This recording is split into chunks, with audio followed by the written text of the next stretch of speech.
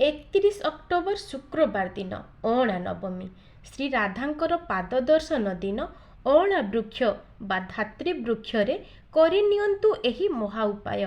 ଆପଣଙ୍କ ଘରକୁ ଧନ ଆସିବାର ସମସ୍ତ ମାର୍ଗ ଖୋଲିଯିବ ଏବଂ ଆପଣଙ୍କ ଜୀବନ ଏତେ ମାତ୍ରାରେ ପରିବର୍ତ୍ତନ ହୋଇଯିବ ଯେ ଆପଣ କଳ୍ପନା ମଧ୍ୟ କରିପାରିବେ ନାହିଁ।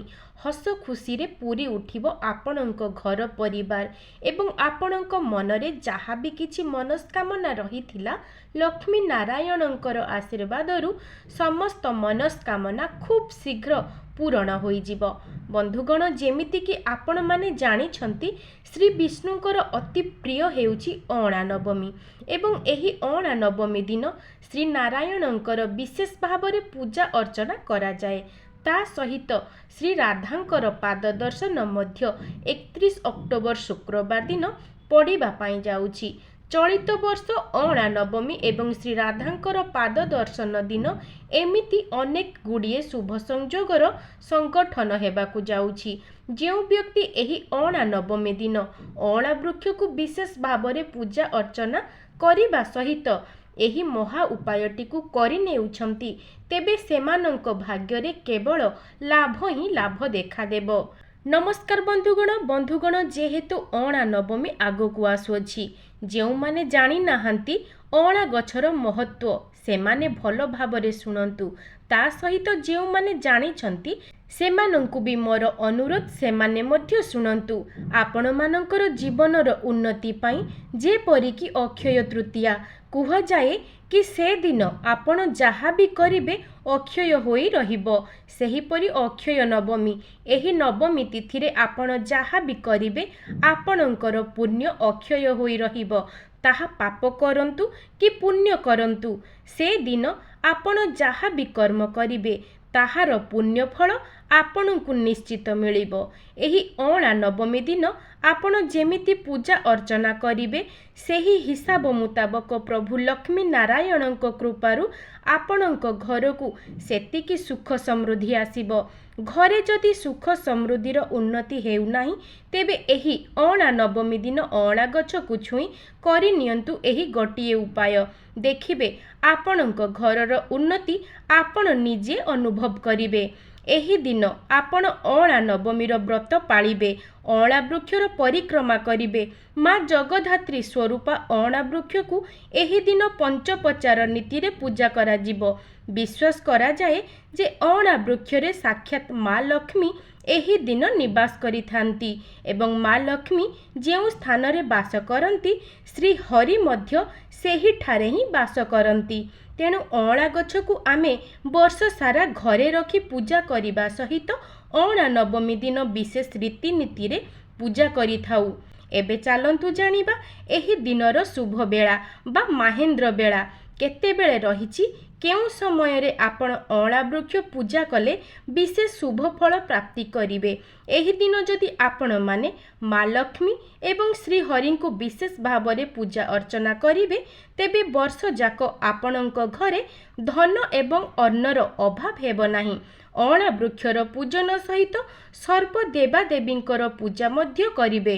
ମନ୍ଦିରରେ ଦେବାଦେବୀଙ୍କର ଦର୍ଶନ କରିବେ ଏବଂ ଅଁଳା ବୃକ୍ଷର ପରିକ୍ରମା କରିବା ଦ୍ୱାରା ସମସ୍ତ ପ୍ରକାରର ମନସ୍କାମନା ପୂର୍ଣ୍ଣ ହୁଏ। ଘରେ ସୁଖ ସମୃଦ୍ଧି ବିରାଜମାନ କରିଥାଏ। ଅକ୍ଟୋବର 31 ତାରିଖ ଶୁକ୍ରବାର ଦିନ ଶୁଭ ବେଳା ବା ଅମୃତ ବେଳା ରହୁଛି ସୂର୍ଯ୍ୟୋଦୟ ଠାରୁ ସକାଳ 6:58 ମଧ୍ୟରେ ଏବଂ ସକାଳ 7:45 ନେଇ ସକାଳ 8:29 ମଧ୍ୟରେ ଏବଂ ମଧ୍ୟାହ୍ନ 12:53 ନେଇ ମଧ୍ୟାହ୍ନ 2:09 ମଧ୍ୟରେ। ଅଁଳା ବୃକ୍ଷର ପୂଜନ ପାଇଁ ଶୁଭ ମୁହୂର୍ତ୍ତ ହେଉଛି ସୂର୍ଯ୍ୟୋଦୟ ଠାରୁ ସକାଳ 6:58 ମଧ୍ୟରେ ଏବଂ 7:45 ନେଇ ଦିନ 8:26 ମଧ୍ୟରେ। ଅଁଳା ବୃକ୍ଷର ପୂଜା ପାଇଁ ସର୍ବୋତ୍ତମ ସମୟ ବା ଶୁଭ ସମୟ ଅଟେ।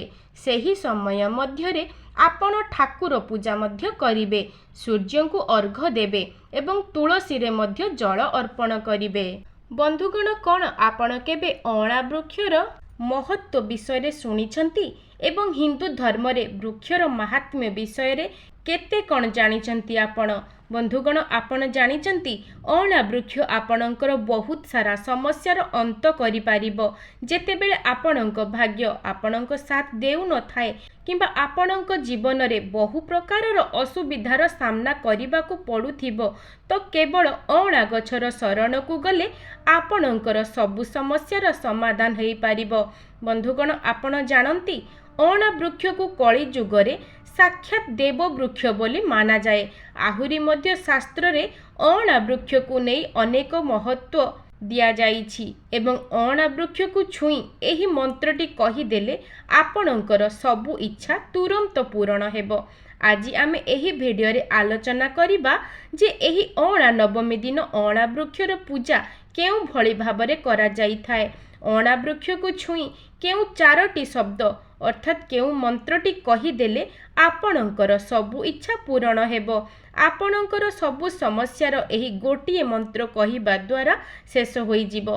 अँला नवमी रे अँला वृक्ष को पूजा कले केउ केउ फल प्राप्ति हुए एवं जेउ लोक माने एहा कहंती जे अँला वृक्ष मूल रे भूत प्रेतर बास होई थाए तो ए कथार केते सत्यासत्य रहिछि एहा छड़ा एमिति केउ काम रहिछि जाहाकू एही अँला गछ मूल रे केबे भी करिबा उचित नुहे। जानिबा पई भिडियोटी को संपूर्ण देखंतु। बंधुगण अँला वृक्ष को कली जुगरे साक्षात देवी रूपी वृक्ष बोली कुहा जाइछि। अँला नवमी दिन अँला वृक्षर पूजा कले लक्ष्मी नारायण संतुष्ट होइथांती। एही दिन ब्रह्म मुहूर्त रे आपण स्नान करिवे। ब्रह्म मुहूर्त रे अर्थात सूर्योदय पूर्वरु ही स्नान करिवे। ब्रह्म स्नान सारिबा परे स्वच्छ वस्त्र पिंधि सूर्यदेवंक उद्देश्य रे 3 थर अर्घ्य अर्पण करिवे कारण सूर्य पूजा बिना विष्णुकर पूजा करा जाई न थाए एवं जदि सूर्य पूजा न करी आपण श्रीहरि विष्णु को पूजा आराधना करूछंती तेबे से पूजा को श्री विष्णु ग्रहण करंती नाही। सेही पूजाटी राक्षस मानक द्वारा ग्रहणीय हुए।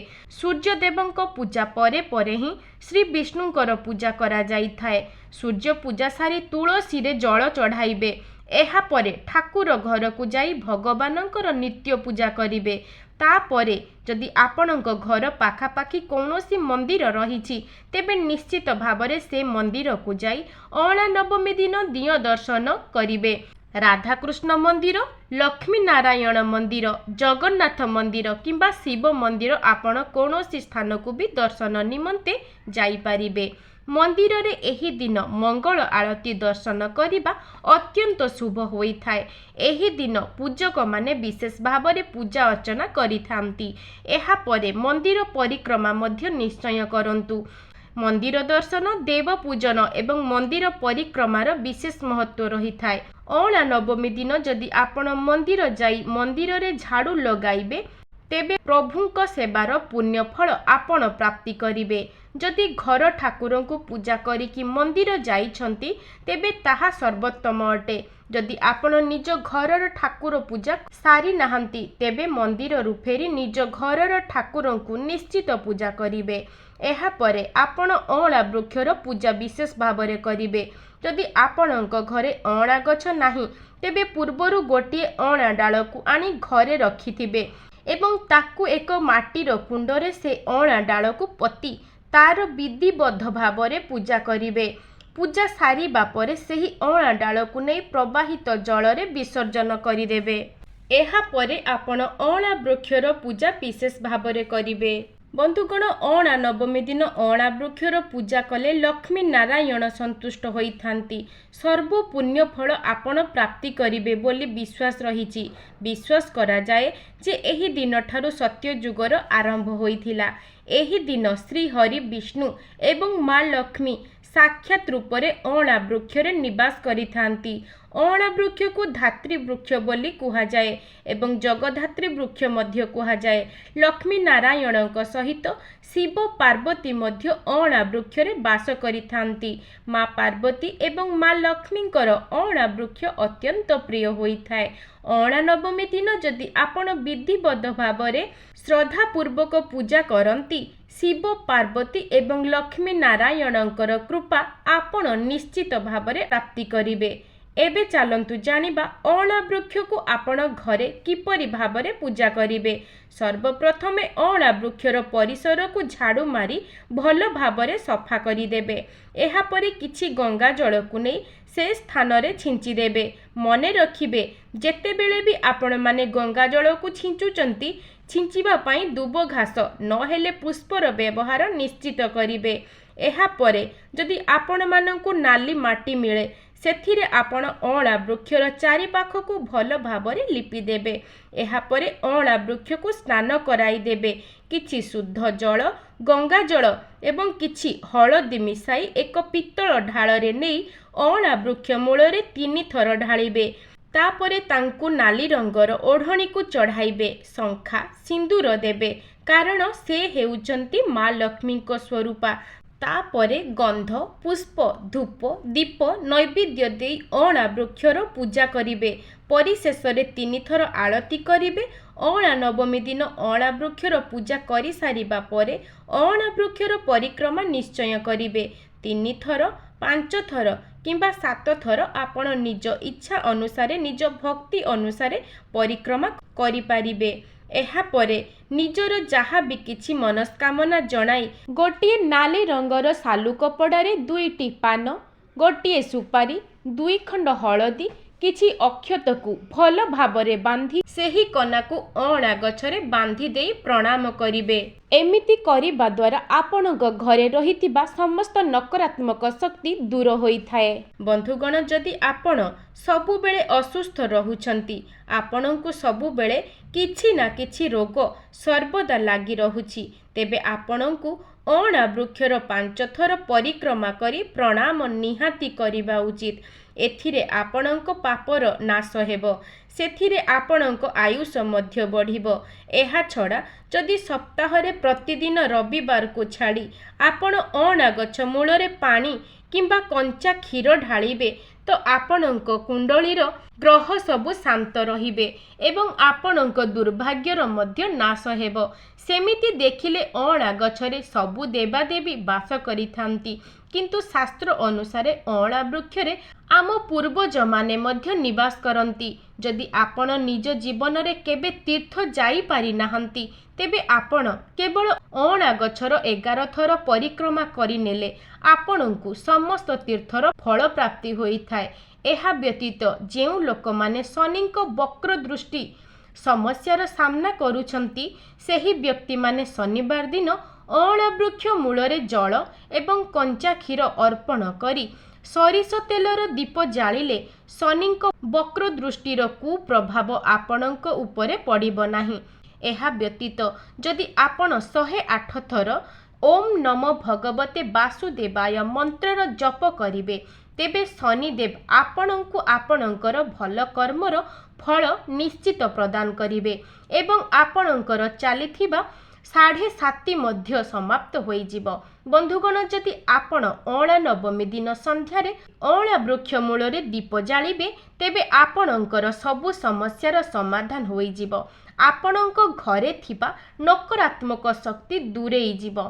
कोर्ट कचेरी समस्या मध्य दूर हेबो एवं बहु प्रकारर शारीरिक कष्ट मध्य दूर होइजिवो। बंधुगण हिंदू धर्म रे अँला गछ को मनीष मानकर बंधु बोली कुहा जाइछि। जदि आपण अनेक प्रकारर असुविधार सामना करूछंती आपणଙ୍କୁ किछि रास्ता मिलु नाही से समस्यार मुक्ति पाइबा पई आपण निज जीवन रे निराशर अनुभव करूछंती ताहेले आपण अँला वृक्षर शरण रे जांतु। जदि आपण सत मनरे हाथ जोड़ी अँला वृक्ष को छुई मनरे प्रार्थना करिवे एवं ओम नमः शिवाय किंबा ओम नमो भगवते वासुदेवाय नमः मंत्रर जप करिवे तेबे निश्चय किछि दिन भितरे आपणଙ୍କୁ आपणଙ୍କ सबु समस्यारू मुक्ति मिल जिवो। ईश्वरଙ୍କ साक्षात कृपा मध्य आपण लाभ करिवे। एहा छड़ा जदि आपण एही अँला नवमी दिन अँला वृक्षर पूजा करती एवं अँला वृक्ष तले ब्राह्मण मानकु भोजन दान करती एवं बंधु परिजनक सहित जदि निजे अँला गछ मूलरे भोजन करती ताहेले अनंत गुणा फल प्राप्ति करिथांती।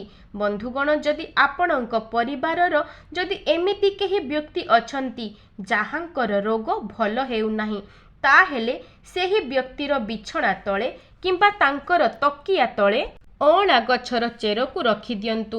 ଏମିତି କଲେ ଅସାଧ୍ୟ ରୋଗ ମଧ୍ୟ ଭଲ ହୋଇଯାଇଥାଏ। ଏହାଛଡ଼ା ମାନ୍ୟତା ଅଛି ଯେ ଯଦି ଆପଣ ଏକାଦଶୀ ଏବଂ ପ୍ରତ୍ୟେକ ସୋମବାର ଦିନ ଅଁଳା ବୃକ୍ଷ ମୂଳରେ ବସି ଶିବଲିଙ୍ଗ ତିଆରି କରି ତାଙ୍କର ବିଧିବଦ୍ଧ ଭାବରେ ପୂଜା ଆରାଧନା କରିବେ ଏବଂ ଅଁଳା ଗଛ ମୂଳରେ ବସି ଓମ୍ ନମ ଶିବାୟ ମନ୍ତ୍ରର 108 ଥର ଜପ କରିବେ, ତେବେ ଆପଣଙ୍କୁ ଆପଣଙ୍କ ଜୀବନରେ ଚମତ୍କାରୀ ଫଳ ଦେଖିବାକୁ ମିଳିବ। ଯଦି ଆପଣ ଆପଣଙ୍କ ଜୀବନରେ ଚମତ୍କାରୀ ଦେଖିବାକୁ ଚାହୁଁଛନ୍ତି, ତେବେ ଏହି ଅଁଳା ନବମୀ ଦିନ ଅଁଳା ଗଛର ପୂଜା ସାରିଲା ପରେ ଅଁଳା ବୃକ୍ଷ ମୂଳରେ ବସି 101ଟି ଅଁଳା କୋଳିକୁ ମାଳ ଗୁନ୍ଥି ଏବଂ ସେହି ମାଳକୁ ନେଇ ଯଦି ଲକ୍ଷ୍ମୀ ନାରାୟଣଙ୍କ ମୂର୍ତ୍ତିକୁ ପିନ୍ଧାଇ ଦେବେ, ତେବେ ଏମିତି କଲେ ଆପଣଙ୍କ ଜୀବନରେ ଥିବା ସବୁ ସଙ୍କଟ ଓ ନବଗ୍ରହ ଦୋଷ ନାଶ ହୋଇଥାଏ। ମାନ୍ୟତା ରହିଛି କି ପ୍ରତି ମାସର ପୂର୍ଣ୍ଣିମା ଦିନ ସକାଳ 10ଟା ବେଳେ ମା ଲକ୍ଷ୍ମୀ ଅଁଳା ବୃକ୍ଷର ପରିକ୍ରମା କରିବାକୁ ଆସିଥାନ୍ତି। ତେଣୁ ଯଦି ଆପଣମାନେ ନିଜ ଜୀବନର ଗରିବତାର ଶିକାର ହେଉଛନ୍ତି, ତେବେ ପୂର୍ଣ୍ଣିମା ଦିନ 10ଟା ବେଳେ କଞ୍ଚା କ୍ଷୀର ଜଳରେ ଅଁଳା ଗଛର ଅଭିଷେକ କରନ୍ତୁ ଏବଂ ଫଳ ଫୁଲ ନୈବେଦ୍ୟ ଚଢ଼ାଇ ମା ଲକ୍ଷ୍ମୀଙ୍କର ମନ୍ତ୍ରକୁ 108 ଥର ଜପ କରି ଦୀପ ଜାଳିଲେ ଆପଣଙ୍କର ଧନ ଲାଭର ଯୋଗ ଖୋଲିଯିବ। କେବେ ବି ଅନାବଶ୍ୟକରେ ଆପଣଙ୍କ ଧନ ଖର୍ଚ୍ଚ ହେବ ନାହିଁ। ଏହାଛଡ଼ା ଯଦି ଆପଣଙ୍କ ବ୍ୟାପାର ଠିକ୍ରେ ଚାଲୁନାହିଁ, ଲାଭ ନ ହୋଇ କ୍ଷତି ହେବାରେ ଲାଗିଛି, ତେବେ ମଙ୍ଗଳବାର ଦିନ ଗୋଟିଏ ଅଁଳା ଗଛରେ ଲାଲ କପଡ଼ାରେ ଗୋଟିଏ ସୁପାରିକୁ ବାନ୍ଧି ଆପଣଙ୍କର ମନସ୍କାମନା ଜଣାଇ ଅଁଳା ବୃକ୍ଷରେ ବାନ୍ଧି ଦିଅନ୍ତୁ। ଏମିତି କଲେ ଆପଣଙ୍କ ବ୍ୟାପାରରେ ଲାଭ ହେବ ଏବଂ ଆପଣଙ୍କର ଧନ ଲାଭ ହେବା ଆରମ୍ଭ ହୋଇଯିବ।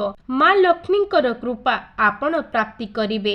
ବନ୍ଧୁଗଣ, କୁହାଯାଇଥିବା ନିୟମକୁ ସତ ମନରେ ମାନିଲେ ଆପଣ ନିଜ ଜୀବନରେ ଚମତ୍କାରୀ ଲାଭ ନିହାତି ଭାବରେ ଦେଖିବାକୁ ପାଇବେ। ଆଜି ପାଇଁ ରହୁଛି। ନମସ୍କାର।